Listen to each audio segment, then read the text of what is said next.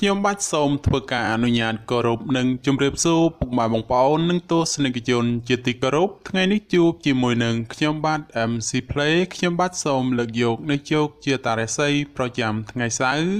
ថាតើនៅក្នុងថ្ងៃនេះដួងរាសីរបស់ពុកម៉ែបងប្អូនប្រែប្រួលផ្លាស់ប្ដូរទៅជាយ៉ាងដូចម្តេចនោះ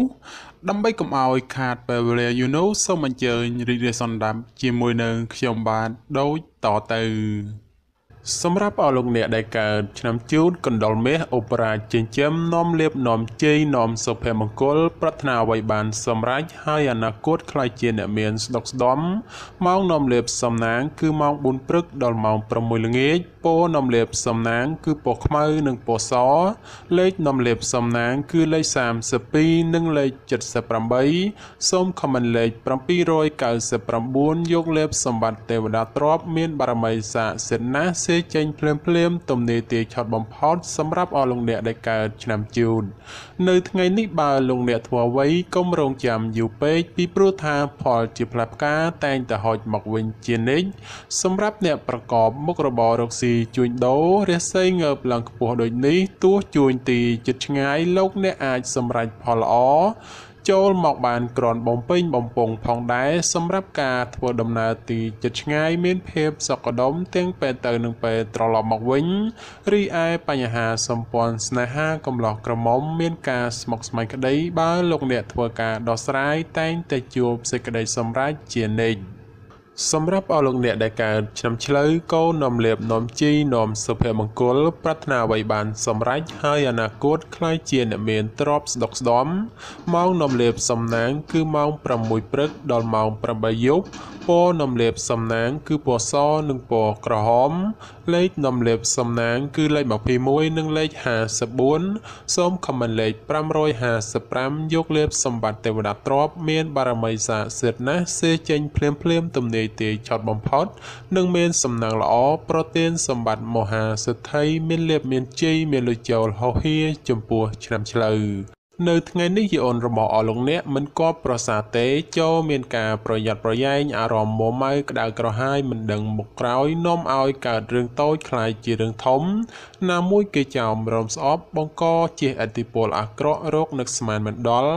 ក្រៅពីនេះបើមានការប្រកបកិច្ចការងារលោកអ្នកអាចជួបរឿងរ៉ាវចំនួនកាត់ឡើងដូច្នោះក៏បីមានការប្រុងប្រយ័ត្នប្រយែងបើមិនដូច្នោះទេចូលធ្វើគោធ្វើថ្លង់ខ្លះទៅប្រសើរ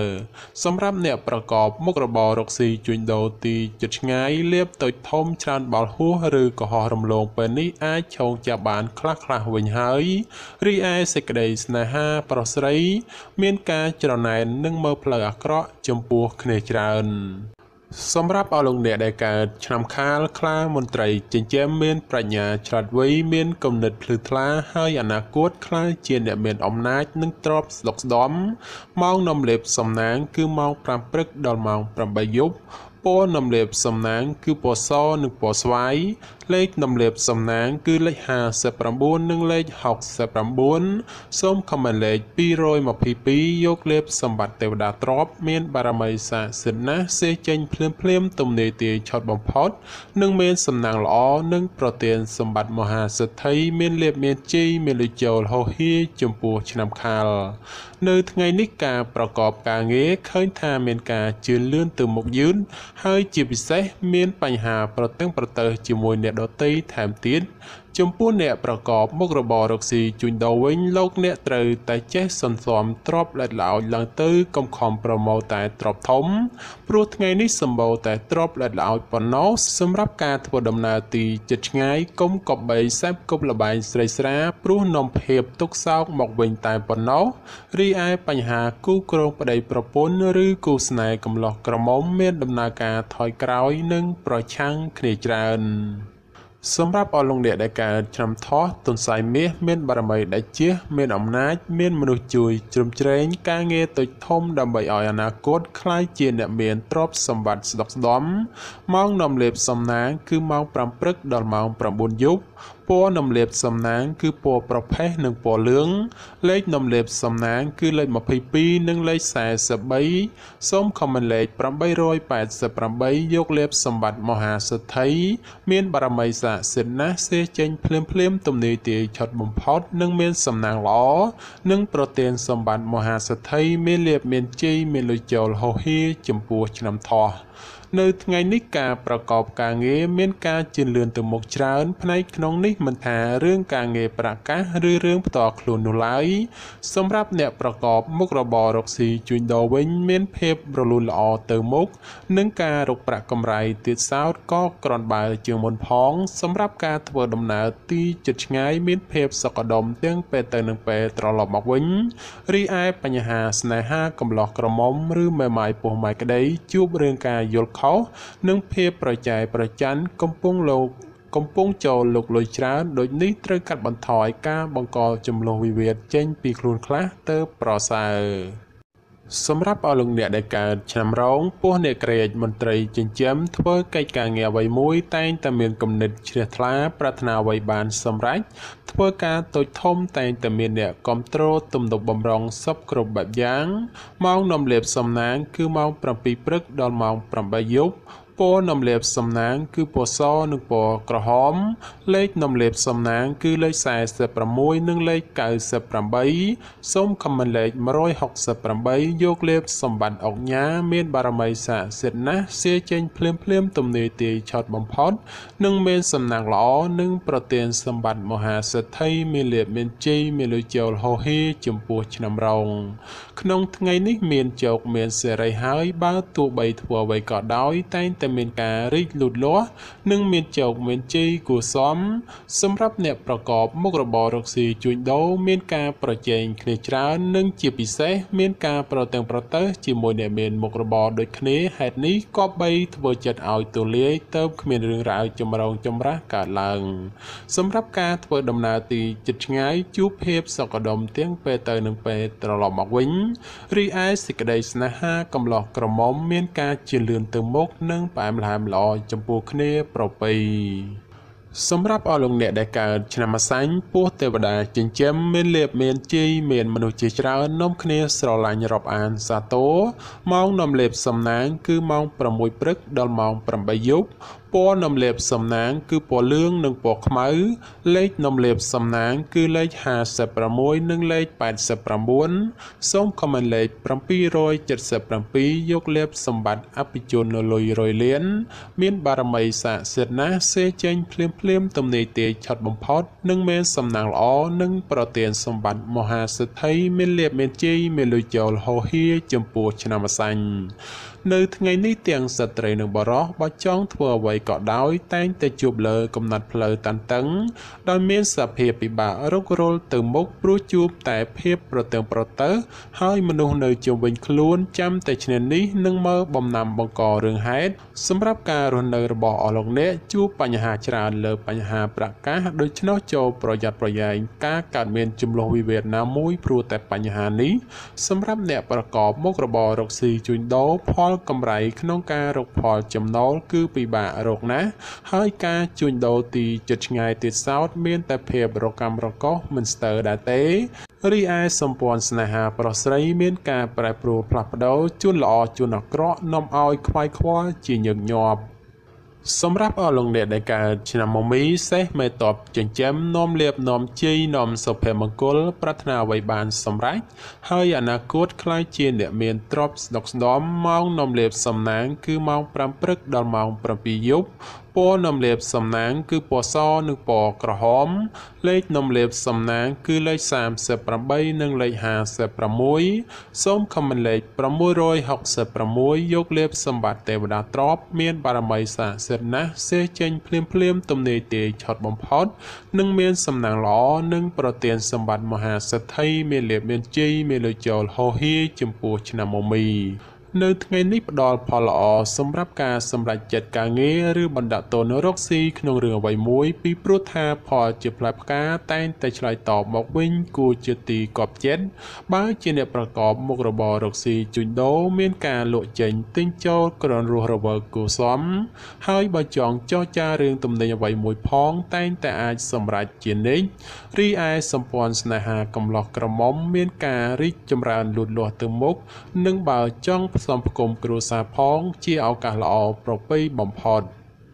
សម្រាប់អស់លោកអ្នកដែលកើតឆ្នាំមមែពពែមេមានបារមីដែលជះឈ្នះអមេសត្រូវប្រាថ្នាអ្វីបានសម្រេចហើយអនាគតខ្លាយជាសេដ្ឋីគេហបតីឬក៏អ្នកមានជាន់ខ្ពស់ម៉ោងនំលេបសំណាងគឺម៉ោង6ព្រឹកដល់ម៉ោង7យប់ពណ៌នំលេបសំណាងគឺពណ៌ស្វាយនិងពណ៌លឿងលេខនំលេបសំណាងគឺលេខ69និង89សូមខមមិនលេខ789យកលេបសម្បត្តិអ្នកមានជាន់ខ្ពស់មានបារមីស័ក្តិសិទ្ធិណាស់សេចេញភ្លាមទំនេរទាយឆត់បំផុតនិងមានសំណាងល្អនិងប្រទានសម្បត្តិមហាសេដ្ឋីមានលុយរយលានសម្រាប់អស់លោកអ្នកដែលកើតឆ្នាំមមែនៅថ្ងៃនេះលោកអ្នកទទួលបាននៅភាពកក់ក្ដៅខ្លះត្រជាក់ខ្លះហើយការបំពេញការងារអ្វីមិនសូវជារលូនល្អប៉ុន្មានទេព្រោះមានបញ្ហារកម្មចិត្តខ្លះយឺយីសម្រាប់អ្នកប្រកបមុខរបររកស៊ីជួញដូរក្នុងថ្ងៃនេះវិញបើលោកអ្នកចង់បោះទុនតូចធំឬក៏ចង់រកស៊ីចូលហ៊ុនជាមួយអ្នកដទៃត្រូវតែចេះត្រួតពិនិត្យឲ្យបានគ្រប់ជ្រុងជ្រោយបើពុំនោះទេនឹងអាចជួបផលអាក្រក់ណាមួយនៅថ្ងៃខាងមុខជាមិនខានរីឯសម្ព័ន្ធស្នេហាកំឡោះក្រមុំមានភាពផុយស្រួយចំនួនវិវាទណាស់ក៏បីមានការប្រុងប្រយ័ត្នប្រយែងបន្តិចទៅប្រសើរសម្រាប់អស់លោកអ្នកដែលកើតឆ្នាំវោកស្វាមន្ត្រីចិញ្ចឹមនាំលេបនាំជ័យនាំសុភមង្គលប្រាថ្នាអ្វីបានសម្រេចហើយអនាគតខ្លាយជាអ្នកមានស្នុកស្ដំម៉ោងនាំលេបសំណាងគឺម៉ោង6ព្រឹកដល់ម៉ោង8យប់ពណ៌នំលេបសំណាងគឺពណ៌ក្រហមនិងពណ៌សលេខនំលេបសំណាងគឺលេខ42និងលេខ68សូមខមមិនលេខ777យកលេបសម្បត្តិមហាសំពៅលួងមានបារមីស័ក្តិសិទ្ធិណាស់សេចេញភ្លាមទំនេរទាយឆត់បំផុតនិងមានសំណាងល្អនិងប្រទានសម្បត្តិមហាសេដ្ឋីមានលៀបមានជ័យមានលុយចូលហោហៀសម្រាប់ឆ្នាំវោកនៅថ្ងៃនេះបើទោះបីធ្វើអ្វីក៏ដោយចូលប្រយ័ត្នប្រយែងទទួលរងការខូចខាតអ្វីមួយរកនឹកស្មានមិនដល់ក្រៅពីនេះបើមានទំនាក់ទំនងការងារឬក៏ធ្វើអ្វីមួយងាយនឹងភ្លៀងផ្្លាត់ណាស់ក៏បីមានការប្រុងប្រយ័ត្នប្រយែងទើបអាចជាផុតពីផលលំបាកទាំងពួងទៅរួចសម្រាប់ការធ្វើដំណើរទីជិតឆ្ងាយចូលប្រយ័ត្នប្រយែងក្រុមមនុស្សបៀតបៀនយាយីដោយប្រការណាមួយរីឯសេចក្តីស្នេហាប្រស្រីមានដំណើរការថយក្រោយចូលប្រយ័ត្នប្រយែងជំលោះវិវាទឈានដល់ការបែកបាក់សម្រាប់អស់លោកអ្នកដែលកើតឆ្នាំរកាមន់មាសមន់ប្រាក់នាំលៀបអបរាជចិញ្ចឹមមានសំណាងល្អឈ្នះអមេសត្រូវប្រាថ្នាអ្វីបានសម្រេចហើយអនាគតខ្លាយជាសេដ្ឋីគេហបតីឬអភិជនជាន់ខ្ពស់ម៉ោងនាំលៀបសំណាងគឺម៉ោង5ព្រឹកដល់ម៉ោង7យប់ពណ៌នាំលៀបសំណាងគឺពណ៌ក្រហមនិងពណ៌លឿងលេខនាំលៀបសំណាងគឺលេខ44និងលេខ56សូមខមមិនលេខ168យកលៀបសម្បត្តិអ្នកមានជាន់ខ្ពស់មានបារមីស័ក្តិសិទ្ធិណាស់សេចេញភ្លាមទំនេរទាយឆត់បំផុតនិងមានសំណាងល្អនិងប្រទានសម្បត្តិមហាសេដ្ឋីមានលៀបមានជ័យមានលុយចូលហោហៀចំពោះឆ្នាំរកានៅថ្ងៃនេះយីអូនបានងើបឡើងខ្ពស់ដូចនេះជាឱកាសល្អច្រើនសម្រាប់អស់លោកអ្នកពង្រីកការងារអ្វីមួយពីព្រោះថាតែងតែហុចផលល្អចូលមកច្រើនជាងអាក្រក់ចំពោះអ្នកប្រកបការងាររាជការឬក៏ធ្វើការក្រុមហ៊ុនឯកជនបើទោះបីការងារមមាញឹកក៏ដោយតែក៏មានសំណាងល្អមកវិញគឺធ្វើច្រើនតែងតែហុចផលច្រើនជានិច្ចក្នុងពេលនេះដែរលៀបមានច្រើនគួរសមដូចនេះជាឱកាសល្អក្នុងការពង្រីកមុខចំនួនព្រោះផលជាផ្លែផ្កាតែងតែឆ្លើយតបមកវិញគួរជាទីពេញចិត្តតែយ៉ាងណាលោកអ្នកឲ្យប្រយ័ត្នប្រយែងគ្រោះថ្នាក់ចាញ់បោកគេក៏មានខ្ពស់ផងដែររីឯបញ្ហាសម្ព័ន្ធស្នេហាកំឡោះក្រមុំលោកអ្នកមិនគួរក៏បីលងលក់តែក្នុងរឿងស្នេហាខុសប្រក្រតីដែលនាំឲ្យអនាគតមិនប្រសើរ សម្រាប់អស់លោកអ្នកដែលកើតឆ្នាំចោសំណក់នំលៀបអូប៉ារ៉ាចិញ្ចឹមមានសំណាងឈ្នះអមេសត្រូវប្រាថ្នាអ្វីបានសម្រេចហើយអនាគតខ្លាយជាសិទ្ធិគេហបតីឬក៏អ្នកមានជាន់ខ្ពស់ម៉ោងនំលៀបសំណាងគឺម៉ោង6ព្រឹកដល់ម៉ោង9យប់ពណ៌នំលៀបសំណាងគឺពណ៌ខ្មៅនិងពណ៌ប្រផេះលេខនំលៀបសំណាងគឺលេខ14និងលេខ38សូមខមមិនលេខ168យកលៀបសម្បត្តិអ្នកមានជាន់ខ្ពស់មានបារមីស័ក្តិសិទ្ធិណាស់សេចេញភ្លាមទំនេរទាយឆុតបំផុតនិងមានសំណាងល្អនិងប្រទានសម្បត្តិមហាសិទ្ធិមានលៀបមានជ័យមានលុយចូលហោហៀចំពោះឆ្នាំចោនៅថ្ងៃនេះលោកអ្នកប្រកបកិច្ចការងារអ្វីក៏អាចសម្រុកពេញទីបានហើយនិងបើទោះបីធ្វើអ្វីតែងតែហុចផលមកវិញទ្រាំជាទីកប់ប្រសើរសម្រាប់ពេលវេលាល្អក្នុងការធ្វើអ្វីមួយគឺម៉ោង1:00នាទីទៅដល់ម៉ោង2:59នាទីរសៀលហើយបើប្រកបកិច្ចការងារអ្វីតែងតែហុចផលមកវិញជានិច្ចចំពោះអ្នកប្រកបមុខរបររកស៊ីជួញដូរលោកអ្នកបើចង់បើកហាងថ្មីឬក៏ផ្លាស់ប្ដូរទីកន្លែងលក់ដូរជាឱកាសល្អប្រពៃណាព្រោះថាផលជាផ្លែផ្កាឆ្លើយតបក្រន់កបប្រសើរសម្រាប់ការធ្វើដំណើរទីជិតឆ្ងាយមានភាពសុខដុមទាំងពេលទៅនិងពេលត្រឡប់មកវិញរីឯសេចក្តីស្នេហាកំឡោះក្រមុំឬមេម៉ាយពោះម៉ាយក្តីបើមានរៀបអាពាហ៍ពិពាហ៍ឬចូលស្តីដណ្ដឹងតែងតែសម្រេចដោយគប់បំណងសម្រាប់អស់លោកអ្នកដែលកើតឆ្នាំកុរជ្រូកនាំលៀបនាំជីនាំសុភមង្គលប្រាថ្នាអ្វីបានសម្រេចហើយអនាគតខ្លាយជាអ្នកមានទ្រព្យសម្បត្តិស្ដុកស្ដម្ភម៉ោងនាំលៀបសំណាងគឺម៉ោង5ព្រឹកដល់ម៉ោង8ល្ងាចពណ៌នំលៀបសំណាងគឺពណ៌សនិងពណ៌លឿង